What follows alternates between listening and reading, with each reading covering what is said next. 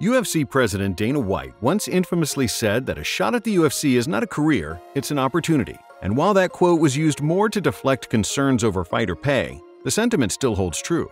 And for some fighters, getting on the wrong side of either the promoters or the sport's rule set can be enough to see them lose out on their spot in the world's premier MMA organization. So with that in mind, we're going to take a look at some of the prime examples of fighters who have been banned from the UFC. Renato "Babalu" Sobral. Renato Sobral, or Babalu as he is commonly known, was once seen as an interesting light heavyweight prospect after a long career spent fighting on the regional circuit before landing in the UFC in the year 2000. And while his first stint in the top flight saw him cut from the promotion after a head kick KO defeat at the hands of Chuck Liddell, he was able to find a greater level of success at the second time of asking, going 3-0 with 3 submissions before eventually falling at the hands of Liddell for a second time. However, in 2007, things took a turn for the worse for Babalu as he entered a grudge match with David Heath, a fight that became personal after some particularly nasty pre-fight comments from Heath. And while it looked like a fairly straightforward affair at first, when the Anaconda choke submission eventually came for Sobral, he refused to release it, despite the referee's intervention. To make matters worse, he doubled down on the merits of his actions post-fight, telling Joe Rogan that he wanted to teach Heath a lesson. As you would expect, he was quickly cut from the UFC, never to return, something that set in motion his decline and eventual retirement from the sport. Matt Riddle. Out of all of the entries to this list, the former UFC welterweight Matt Riddle probably feels pretty okay about how things turned out for him in the long run. Once seen as an interesting prospect within the 170-pound picture, Riddle's run in the UFC lasted nearly 5 years and saw its end on the back of a 4-fight winning streak. The problem? Matt had repeatedly tested positive for marijuana usage, something that caused 2 of his victories to be ruled as no contests. Yeah, we know. It's pretty silly, all things considered. But thankfully, after posting a decent pro record that should have read as 10-3, Riddle decided that a career change was in order, opting to test himself as a professional wrestler. And though that road, like MMA, is one that is similarly difficult and completely unpredictable, Riddle went on to hold the WWE United States Championship and has found great success in the ring. Just don't count on seeing this guy sitting front row at any UFC events anytime soon. To say his relationship with Dana White is still sour would be a serious understatement. Ruslan Magomedov. As one of the many Dagestan-born fighters to make waves in the sport of MMA in recent times, Ruslan Magomedov looked to achieve a level of success that would see him mentioned alongside the numerous other stars to emerge from the region in recent times. At 3-0 in the UFC, and with a technical skill set that made his potential for championship contention quite clear, it really did seem as though Magomedov was on the fast track to the big time. And yet, even with momentum well and truly on his side, a trio of anti-doping violations led to him getting the boot from the UFC roster in 2019, as well as a lifetime ban by USADA that forced him out of the global MMA picture. He now fights in Russia under the ACA banner, where he has gone 1-1. But when you consider how well things were going, this is without question one of the sport's most dramatic falls from grace. At 34, his career is most certainly not over, but the name Ruslan Magomedov is one that now lies firmly within the what-if pile. Cody East.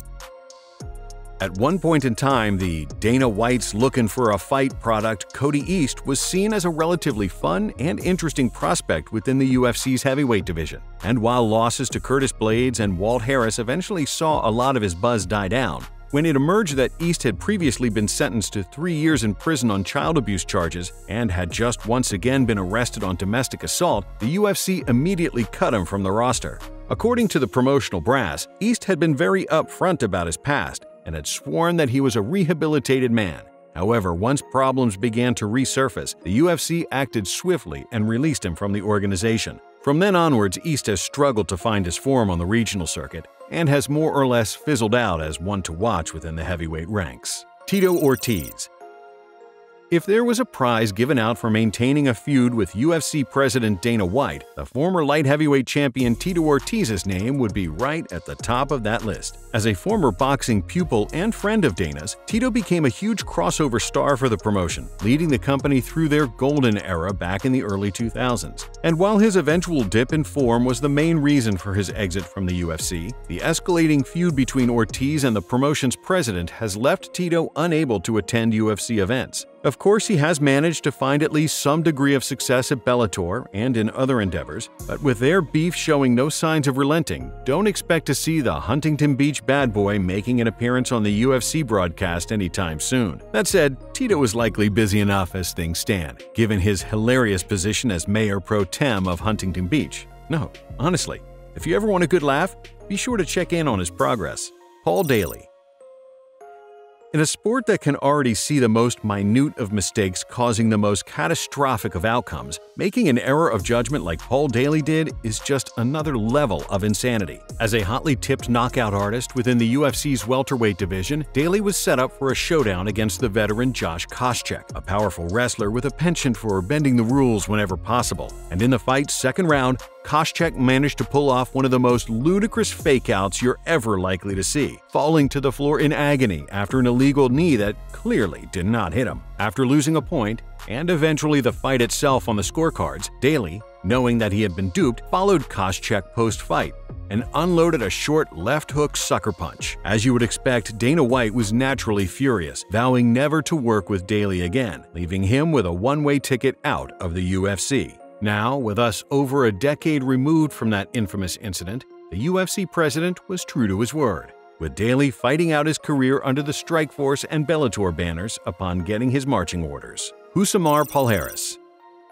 Any hardcore fans among you will no doubt be aware of the always controversial Rousimar Palhares and the baffling bad habit that has completely marred his entire career. As a truly elite grappling specialist who has managed to pull off submission victories over the likes of John Fitch, Rafael Lovato Jr., and Jake Shields, Palhares would easily be held in very high regard in this sport if it weren't for his bad habit of holding on to submissions long after feeling the tap. There's no real explanation out there for this recurring theme in his career. But even with his reputation in mind, the UFC took a chance on Palhares back in 2008, signing him to the multi-fight deal that saw him achieve some strong showings inside the octagon. However, even with the opportunity of a lifetime in front of him, there were problems. Problems that culminated in Palhares being cut from the promotion after a refusal to release a heel hook against Mike Pierce in 2013. Even with his status as one of MMA's all-time dirtiest fighters set in stone, Palhares would continue to fight under several major promotions, never failing to attract controversy as he proceeded to bend the rules and his opponent's limbs whenever the opportunity arose. War Machine.